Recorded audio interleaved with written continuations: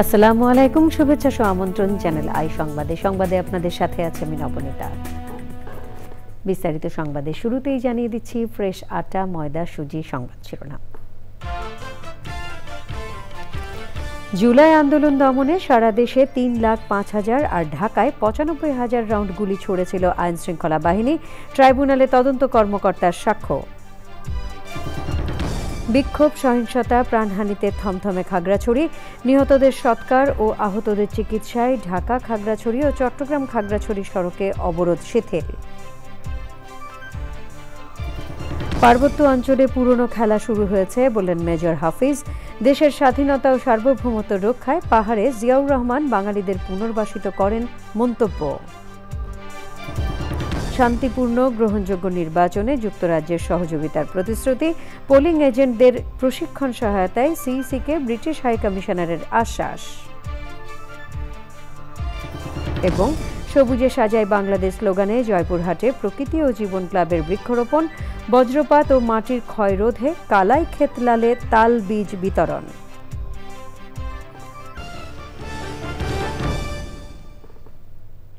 এছাড়াও নিটল টাটা বিশেষ সংবাদে থাকছে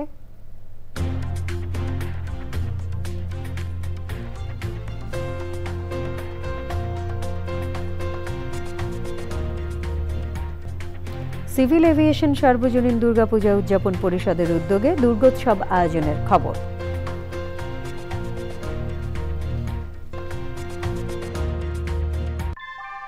ভূমিকম্প সহনীয় মোস্ট ডিউরেবল দেশের প্রথম থার্মেক্স রড সালাম স্টিল। সালাম স্টিল বোঝে ডিউরেবিলিটি। সালাম স্টিল, মোস্ট ডিউরেবল স্টিল। সংবাদ শিরোনামগুলো জানাচ্ছিলাম। এখনকার এই সংবাদ আয়োজন একই সঙ্গে চ্যানেল আইয়ের ইউটিউব চ্যানেল এবং চ্যানেল আইয়ের ওটিটি প্ল্যাটফর্ম আই স্ক্রিনে লাইভ স্ট্রিমিং হচ্ছে। যাচ্ছি পুরো সংবাদে। জুলাই গণঅভ্যুত্থান দমনে সারা দেশে আইন শৃঙ্খলা বাহিনী প্রায় 3,05,000 রাউন্ড গুলি ছুড়েছিল, যার মধ্যে শুধু ঢাকায় ব্যবহার করা হয় 95,000 রাউন্ড গুলি। ট্রাইব্যুনালে দেয়া সাক্ষ্যে এ তথ্য দিয়েছেন শেখ হাসিনা সহ 3 জনের বিরুদ্ধে মামলার সবশেষ সাক্ষী তদন্ত কর্মকর্তা মোহাম্মদ আলমগীর। মানবতা বিরোধী অপরাধের আরেক মামলায় জাসদ সভাপতি হাসানুল হক ইনুর বিরুদ্ধে চার্জ গঠনের শুনানি 14 অক্টোবর। পরাগ আসিম জানাচ্ছেন। শেখ হাসিনা সহ 3 জনের বিরুদ্ধে মানবতা বিরোধী অপরাধের মামলার সর্বশেষ সাক্ষী হিসেবে রোববার ট্রাইব্যুনালে সাক্ষ্য দেওয়া শুরু করেন তদন্ত কর্মকর্তা মোহাম্মদ আলমগীর। দ্বিতীয় দিনের সাক্ষ্যে তিনি বিভিন্ন পত্রপত্রিকা, মন্ত্রণালয়ের গেজেট ও আন্তর্জাতিক জার্নালে প্রকাশিত হত্যা, গুম, নির্যাতন সহ মানবতা বিরোধী অপরাধের বিভিন্ন পরিসংখ্যান আদালতে নথিসহ উপস্থাপন করেন। তদন্ত কর্মকর্তার পরবর্তী সাক্ষ্য গ্রহণ মঙ্গলবার। সরকারের যে একটা হিসাব আছে, অর্থাৎ ওই সরকার যে হিসাব করেছিলেন 3,05,000-এরও বেশি রাউন্ড গুলি ছোড়া হয়েছিল আন্দোলন দমনকারীদের জন্য, দমন করার জন্য উদ্দেশ্যে, সেইটার পরিসংখ্যানটা উপস্থাপন করা হবে। তার মধ্যে 95,000-এরও বেশি গুলি অর্থাৎ রাউন্ড গুলি করা হয়েছিল ছাত্র জনতার আন্দোলনকে দমন করার জন্য ঢাকা মেট্রোপলিটন সিটি এলাকায়। সাউন্ড গ্রেনেড নিক্ষেপ করা হচ্ছে, এই ভিডিওটা আপনারা দেখেছেন। এই যে বোমা নিক্ষেপের সিদ্ধান্ত হয়েছিল এবং তা কার্যকর করা হয়েছিল, তার প্রমাণ গতকালও আপনারা পেয়েছেন, আজকেও পেয়েছেন। জুলাই আগস্ট আন্দোলনে কুষ্টিয়ায় 6 জনকে হত্যার ঘটনায় মানবতা বিরোধী অপরাধের মামলায় জাসদ সভাপতি হাসানুল হক ইনুকে গ্রেফতার দেখানো হয়েছে। ওনার যেহেতু একটা প্রি ট্রায়াল প্রসেস ছিল আগে, সেটা গতকাল নিষ্পত্তি হয়েছে। যেহেতু তার বিরুদ্ধে নতুন মামলা অর্থাৎ পূর্ণাঙ্গ চার্জ, ফরমাল চার্জ আকারে দাখিল হয়েছে, সেই মামলায় গত বৃহস্পতিবার কগনিজেন্স হয়েছিল। সেই কগনিজেন্স নেওয়ার পরে আজকে তাকে পিডাব্লিউ মোলে অনারেবল ট্রাইব্যুনাল 2-এ হাজির করা হয়েছে এবং তাকে সেই মামলায় কাস্টোডি ওয়ারেন্ট অর্থাৎ CW ইস্যু করা হয়েছে। চার্জ হিয়ারিংয়ের জন্য 14 অক্টোবর ধার্য করা হয়েছে। আগে থেকেই কারাগারে আটক আছেন সাবেক তথ্যমন্ত্রী হাসানুল হক ইনু। পরাগ আজিম, চ্যানেল আই, ঢাকা। খাগড়াছড়ির গুইমারায় নিহতদের মরদেহ সৎকার এবং আহতদের উন্নত চিকিৎসার স্বার্থে ঢাকা খাগড়াছড়ি ও চট্টগ্রাম খাগড়াছড়ি সড়কে দুপুর 12টা থেকে পরবর্তী ঘোষণা না দেওয়া পর্যন্ত অবরোধ শিথিল করা হয়েছে। তবে অন্যান্য সড়কে আগের মতোই অবরোধ চলবে বলে বিজ্ঞপ্তিতে জানিয়েছে যুগ্ম ছাত্র জনতার মিডিয়া সেল। আজহার হীরার তথ্য, ভিডিও চিত্রে আল মুকসেদ জানাচ্ছেন। খাগড়াছড়িতে টানা তৃতীয় দিনের মতো সড়ক অবরোধ কর্মসূচি চলছে। রোববার জেলার গুইমারায় সহিংসতার মাঝে 3 জন পাহাড়ি নিহত এবং সেনাবাহিনীর মেজর সহ বেশ কয়েকজন পাহাড়ি বাঙালি আহত হওয়ার পর পরিস্থিতি এখনও থমথমে। এসব ঘটনার স্থায়ী সমাধান চান স্থানীয় জনগণ এবং পর্যটকরা। অবরোধের পরে দেখলাম যে পরিস্থিতি আস্তে আস্তে ঘোলাটে হয়ে যাচ্ছে, বিভিন্ন জায়গায় গন্ডগোল হচ্ছে, গুলির শব্দ পেলাম। এরপরে সন্ধ্যার সময় জানলাম যে এখানে 144 ধারা জারি। এইবারের অভিজ্ঞতাটা সবচেয়ে বাজে অভিজ্ঞতা ছিল। আমি শুক্রবারে আসছি, আজকে প্রায় 3 দিন একটা জায়গাতেই বন্দী ছিলাম। সাজেকের উদ্দেশ্যে আসছি কিন্তু যেতে পারি নাই। জেলা আইন শৃঙ্খলা সভায় আইন শৃঙ্খলা বাহিনীকে আরো কঠোর হতে বলেছেন পার্বত্য উপদেষ্টা। আমরা হোয়াটসোএভার ইট ইজ, বাঙালি, পাহাড়ি, চাকমা, মালমা, ত্রিপুরা, যাহাই হই না কেন, এই এলাকাকে ভালোভাবে রাখতে হবে, এই এলাকার উন্নতি করতে হবে এবং আমরা এখানে ভাই ভাই হিসেবে থাকবো, ভাই বোন হিসেবে থাকবো। অন্য কোনো রাস্তা এই এলাকায় নেই।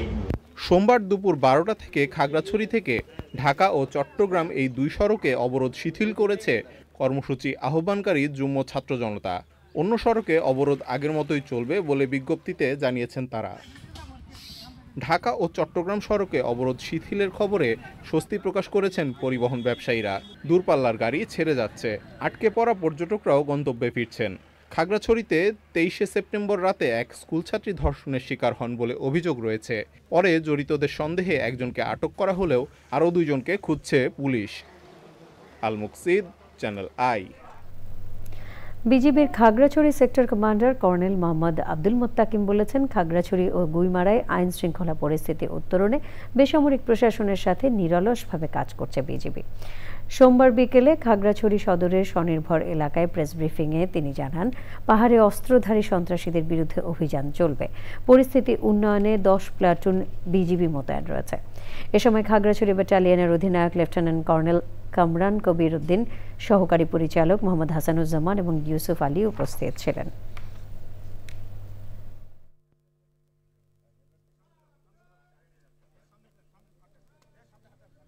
এখন পর্যন্ত আমাদের জানা মতে আমাদের কঠোর অবস্থানের কারণে খাগড়াছড়ি এলাকার আশেপাশের এলাকায় কোথাও কোনো অপ্রীতিকর ঘটনা ঘটেনি এবং আমার বিশ্বাস যে আমরা আমাদের চেষ্টা অব্যাহত রেখেছি।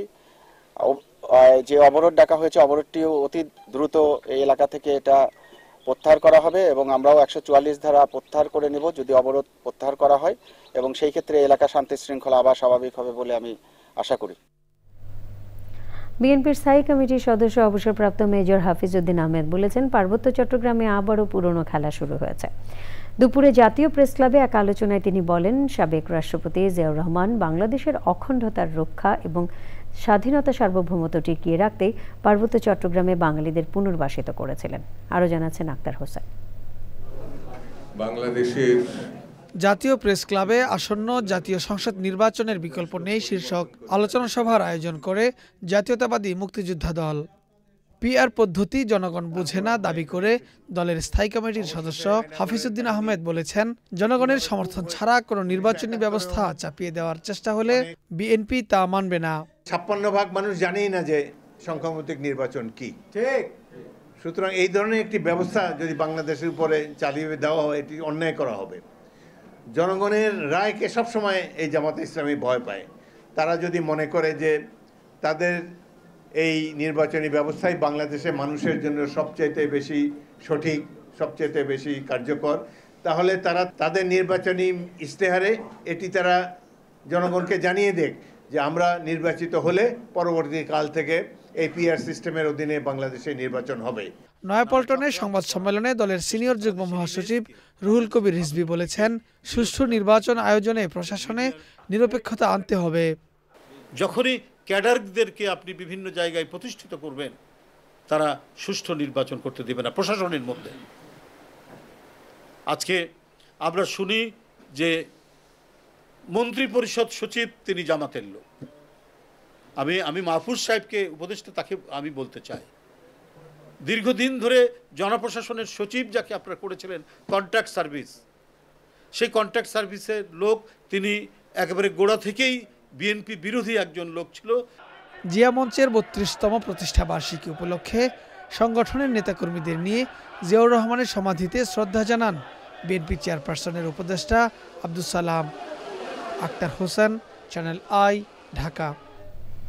স্বচ্ছ, গ্রহণযোগ্য ও শান্তিপূর্ণ নির্বাচনে বাংলাদেশকে যুক্তরাজ্য সহযোগিতা করবে বলে জানিয়েছেন ঢাকায় ব্রিটিশ হাইকমিশনার সারা কুক। নির্বাচন কমিশন সচিব আক্তার আহমেদ জানিয়েছেন, জাতীয় সংসদ নির্বাচনের তফসিল ঘোষণার পর কয়েক ধাপে 150 পর্যবেক্ষক পাঠাতে চায় ইউরোপীয় ইউনিয়ন। নাজিব বেগ জানাচ্ছেন। ত্রয়োদশ জাতীয় সংসদ নির্বাচনকে সামনে রেখে ব্যস্ত সময় পার করছে নির্বাচন কমিশন। নির্বাচন ভবনে প্রধান নির্বাচন কমিশনার AMM নাসির উদ্দিনের সঙ্গে বৈঠক করেন ঢাকায় British high commissioner Sarah Cook. পরে সাংবাদিকদের তিনি বলেন, আগামী বছর নির্বাচনের ঘোষণাকে স্বাগত জানায় যুক্তরাজ্য। Support for free, fair, credible and peaceful elections here in Bangladesh next year.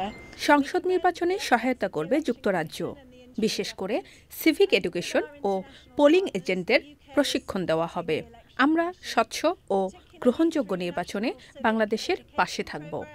পরে নির্বাচন কমিশন সচিবের সাথে ইউরোপীয় ইউনিয়নের 5 সদস্যের প্রতিনিধি দল দেখা করে। বৈঠক শেষে ইসি সচিব জানান, নির্বাচনে আসছে ইউরোপীয় ইউনিয়নের পর্যবেক্ষক দল।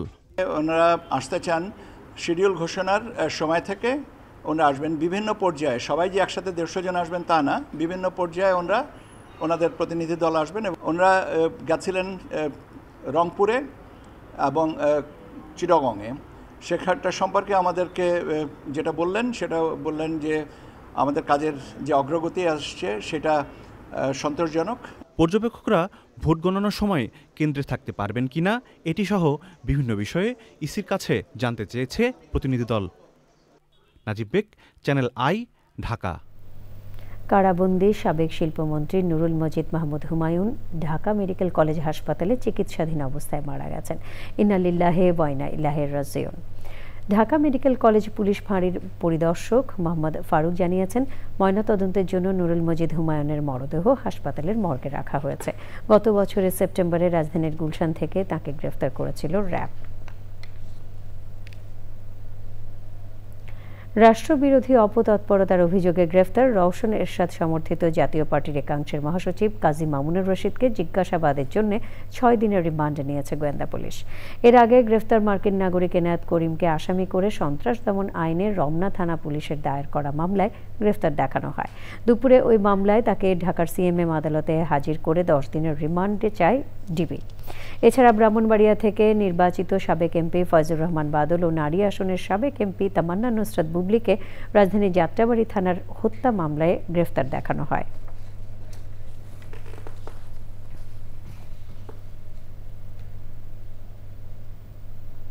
শারদীয় দুর্গা পূজার মহাসপ্তমীর পূজায় আরাধনা করেছেন সনাতন ধর্মাবলম্বীরা। নবপত্রিকা স্থাপনের মধ্য দিয়ে এদিনের আয়োজন শুরু হয়। সুলতানা হিমু জানাচ্ছেন।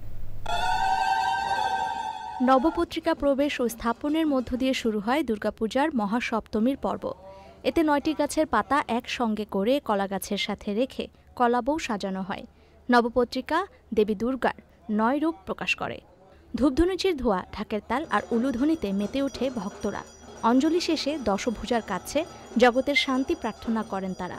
এবছর আমার ঢাকায় প্রথম পুজো, বরাবর চাঁদপুরে পুজো করে এসেছি, আমার বাসা চাঁদপুরে। খুব ভালো লাগছে। আমার খুবই ভালো লাগছে এখানে এসে, এত জাঁকজমকপূর্ণ আয়োজন দেখে ঢাকেশ্বরী মন্দিরে আমার আসলে মনটা খুবই ভরে গেছে। নবপত্রিকারও আলাদা তাৎপর্য আছে। এর মাধ্যমে দেবীর 9টি রূপের পূজা করা হয়, নবদুর্গা রূপে দেবীকে পূজা করা হয়। আমি চাই অসুরের বিনাশ হোক, দেশে শান্তি আছে, আরও দেশটা শান্তিময় হয়ে উঠুক। বাংলাদেশে আমাদের জন্ম, আমাদের সুন্দরভাবে বেঁচে থাকার একটা নিশ্চয়তা চাই, এটা আমাদের প্রার্থনা। দুর্গাপূজায় এখন পর্যন্ত দেশে কোনো অপ্রীতিকর ঘটনা ঘটেনি বলে জানায় মহানগর সার্বজনীন পূজা পরিষদ। সব জায়গায় সুন্দর এবং শান্তিপূর্ণভাবে ঢাকা সহ সারা বাংলাদেশে পূজা অনুষ্ঠিত হচ্ছে। তা আমরা বিশ্বাস করি এই দেশের সর্বসাধারণ জনগণ, সব রাজনৈতিক দল, সুশীল সমাজ এবং সরকার সবাই মিলে এই উৎসব যেন সুন্দর এবং সার্থক হয়, আমরা মায়ের কাছে এই প্রার্থনা করি। ঢাকায় 259টি মণ্ডপে দুর্গাপূজা হচ্ছে। Sultana Himu, channel I, Dhaka. বিশ্ব হার্ট দিবস উদযাপনে সচেতনতার অংশ হিসেবে চ্যানেল আই কার্যালয়ে ফ্রি হার্ট ক্যাম্প আয়োজন করা হয়। ন্যাশনাল হার্ট ফাউন্ডেশনের সঙ্গে যৌথ আয়োজনে চ্যানেল আই পরিবারের সদস্যরা সেবা নেন। আরও জানাচ্ছেন মিথিলা নাজনীন। সুস্থ জীবনের অন্যতম চাবিকাঠি সুস্থ হার্ট। নিয়মিত স্বাস্থ্য পরীক্ষার মাধ্যমে হার্টের যত্ন নেওয়া সচেতনতারই অংশ। বিশ্ব হার্ট দিবস উদযাপনে চ্যানেল আই এবং ন্যাশনাল হার্ট ফাউন্ডেশনের যৌথ উদ্যোগে ফ্রি হার্ট ক্যাম্পের আয়োজন। সোমবার সকাল 10টা থেকে দুপুর 2টা পর্যন্ত এই ক্যাম্পে প্রতিষ্ঠানটির বিভিন্ন পর্যায়ের কর্মীরা স্বাস্থ্য পরীক্ষা করান। উদ্যোগটা খুবই ভালো। এরকম মাঝে মধ্যে যদি আমাদের ফ্রি এরকম চিকিৎসার ব্যবস্থা করা হয় তাহলে খুবই ভালো হয়। প্রেশার মাপালো, তারপরে ডায়াবেটিস চেক করা হচ্ছে, আর ওয়েট, তারপরে হাইট। ডায়াবেটিস পরীক্ষা করতে দিলাম, তারপরে আপনার প্রেশার পরীক্ষা করলাম, সব কিছু মিলিয়ে পরীক্ষা করতেছি। এখন ডাক্তার দেখাবো, ডাক্তার এখন কি সাজেশন দেয় এটা আমরা দেখব।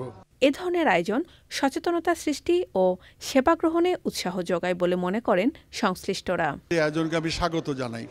আজকে সারা বিশ্বে এবং দেশে হৃদরোগ যেভাবে বেড়ে চলেছে, তাতে আমাদের জনসাধারণের মধ্যে অ্যাওয়ারনেস বিল্ডিংটা খুবই জরুরি। আমাদের শরীরটা না কোনো সিমটম নয় যে হাঁটতে গেলে হাঁপাই যাচ্ছি বা ওয়েট বেড়ে যাচ্ছে, তখন থেকে যদি মানুষ আস্তে আস্তে চেষ্টা করে যে তারা শরীর যত্ন নেওয়া শুরু করবে, তাহলে আসলে এই প্রিভেন্টেবল ডিজিজগুলি আমরা কিছুটা কমিয়ে নিয়ে আসতে পারি। সেজন্য আমাদের উদ্যোগটা হার্ট ফাউন্ডেশনের পক্ষ থেকে আজকে বিশ্ব হার্ট দিবসে এই মেডিকেল ক্যাম্প থেকে সবাইকে স্বাস্থ্যসম্মত জীবনাচারের আহ্বান জানান আয়োজকরা। Mithila Naznin, channel I, Dhaka. সবুজে সাজায় বাংলাদেশ স্লোগানে জয়পুরহাটে বৃক্ষরোপণ করেছে Prakriti O Jibon club. Mobile operator Bangla লিংকের সহায়তায় বজ্রপাত ও মাটির ক্ষয় রোধে জেলার কালাই ও খেতলাল উপজেলায় তাল বীজ রোপণের পাশাপাশি বিতরণ করা হয় নানা জাতের দেশীয় গাছের চারা।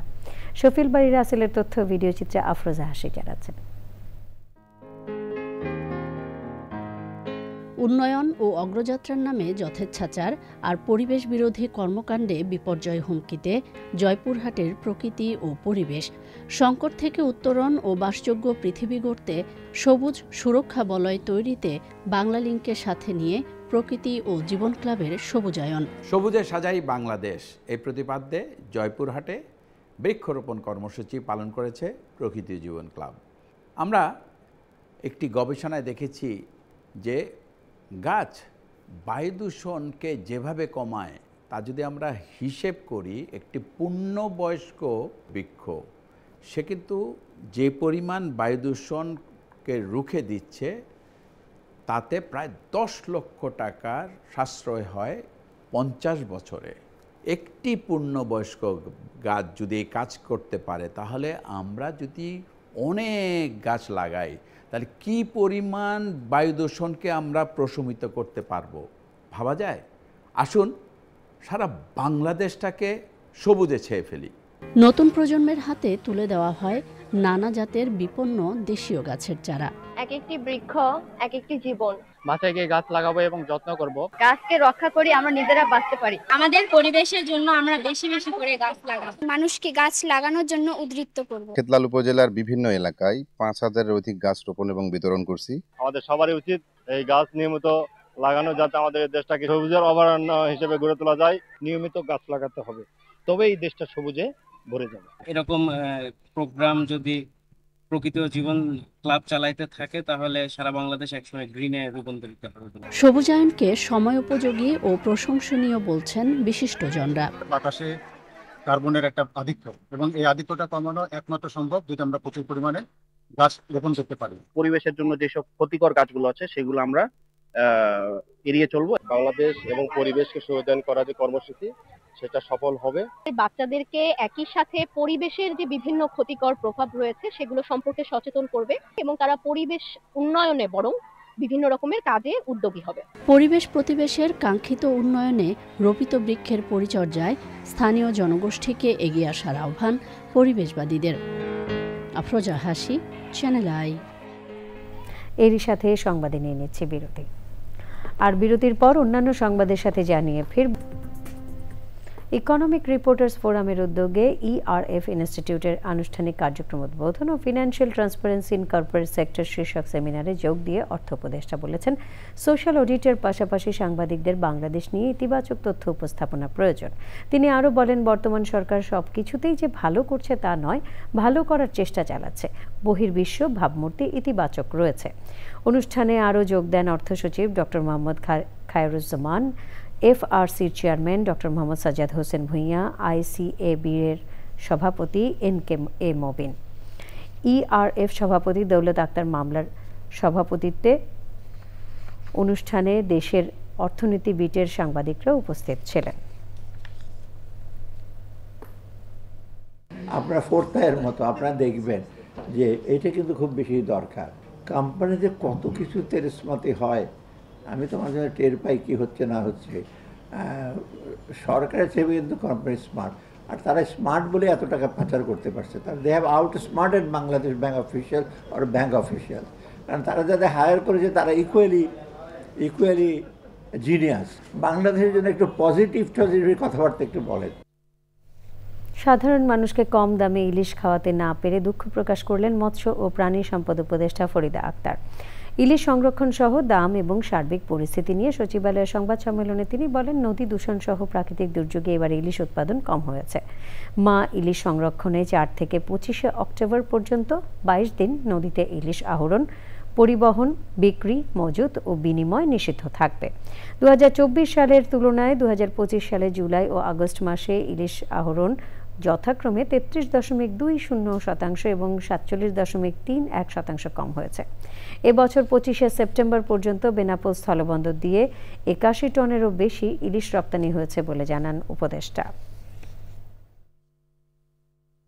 যদি বলেন আপনাদের যত ইচ্ছা বলতে পারেন, এটাতে আমি কোনো ডিফেন্ড করব না বা করব না, কারণ বাজারে ইলিশের দাম না কমা এটা আমারও কষ্টের কারণ। হ্যাঁ, এটাতে আমি কোনো রকম ডিফেন্সে যাব না যে না এটা হতে পারত, কিন্তু রিয়েল কারণটা জানাটা দরকার ছিল, যেটা আমি ক্লেম করতে পারি যে আমরা অধিদপ্তর, বিএফআরআই এবং মন্ত্রণালয়ের পক্ষ থেকে আমরা একদম মূল কারণটা জানার চেষ্টা করেছি।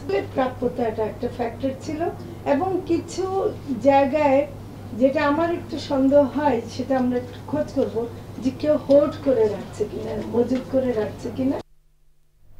গাজায় যুদ্ধ বন্ধে ২১ দফা পরিকল্পনা নিয়ে কাজ করছে ট্রাম্প প্রশাসন। যুক্তরাষ্ট্রের ওভাল অফিসে ইসরায়েলি প্রধানমন্ত্রী বেনিয়ামিন নেতানিয়াহুর সঙ্গে বৈঠকে বসছেন মার্কিন প্রেসিডেন্ট ডোনাল্ড ট্রাম্প। পরিকল্পনাগুলোর একটি অনুলিপি দ্য ওয়াশিংটন পোস্ট পেয়েছে। গাজা যুদ্ধ বন্ধের খুব কাছাকাছি আছেন উল্লেখ করে ইতিবাচক পদক্ষেপ নেওয়ার ইঙ্গিত দিয়েছেন ট্রাম্প। মার্কিন প্রেসিডেন্টের পদক্ষেপকে গুরুত্বপূর্ণ এবং বিপ্লবী বলে আখ্যা দিয়েছে ইসরায়েল। ট্রাম্প সৌদি আরব, কাতার, সংযুক্ত আরব আমিরাত, জর্ডান ও মিশরের সহযোগিতার প্রশংসা করেছেন। এই প্রস্তাবকে গুরুত্বপূর্ণ, বিপ্লবী বলে আখ্যা দিয়েছে ইসরায়েল। এদিকে গাজা কর্তৃপক্ষ জানিয়েছে এ পর্যন্ত প্রাণহানি ৬৬,০০০ ছাড়িয়েছে, আহত ১,৬৮,০০০-এরও বেশি। নিটোল টাটা, বিশেষ সংবাদ।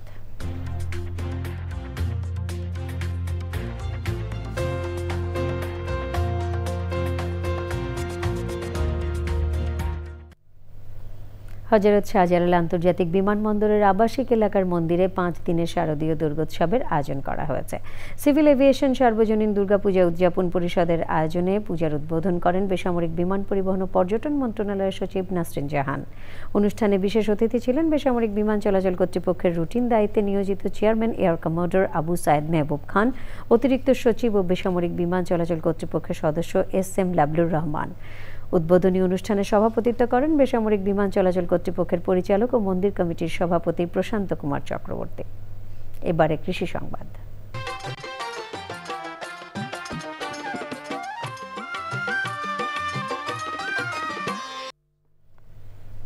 মেহেরপুরে শীতকালীন আগাম শিম চাষ করে লাভের স্বপ্ন দেখছেন চাষিরা। এবার আবহাওয়া অনুকূলে থাকায় শিমের ফলন ভালো হয়েছে, প্রত্যাশিত দামও পাচ্ছেন চাষিরা।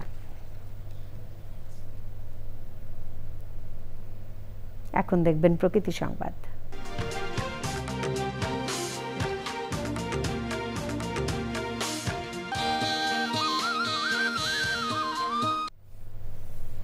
পানির অপর নাম জীবন হলেও উপকূলীয় জনপদে এখন তার নোনা বিষ। লবণাক্ত পানির বিরুদ্ধে নিত্যদিনের লড়াই হার মানছেন বাগেরহাটের মংলার নারীরা, আর এতে পরিবেশের পাশাপাশি ভয়াবহ ঝুঁকিতে ফেলছে নারী স্বাস্থ্য। আশু ব্যবস্থা না নিলে পরিবেশগত সংকট ছাড়িয়ে সমাজে নীরব এবং গভীর স্বাস্থ্য বিপর্যয়ের শঙ্কা করছেন বিশেষজ্ঞরা। পূবালী ব্যাংক বাণিজ্য সংবাদ।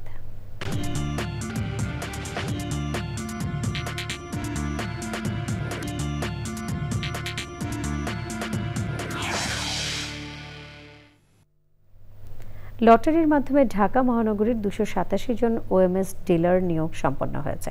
রাজধানীর ইঞ্জিনিয়ার্স ইনস্টিটিউটে খাদ্য অধিদপ্তর আয়োজিত লটারিতে অংশ নেন 1757 জন আবেদনকারী। আগামী 5 বছরের জন্য ওএমএস ডিলার নিয়োগ দেওয়া হয়েছে। আয়োজনে উপস্থিত ছিলেন নিয়োগ কমিটির সভাপতি শরফুদ্দিন আহমেদ চৌধুরী, কমিটির সদস্য সচিব জাহাঙ্গীর আলম সহ অন্যরা।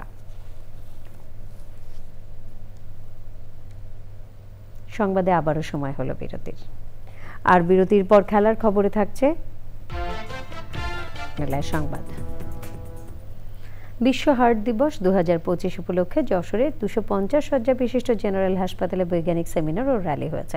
সেমিনারে করোনারি কেয়ার ইউনিটের কার্যক্রম, হৃদরোগ প্রতিরোধ ও আকস্মিক মৃত্যু প্রতিরোধে করণীয় বিষয়ে বিস্তারিত আলোচনা হয়।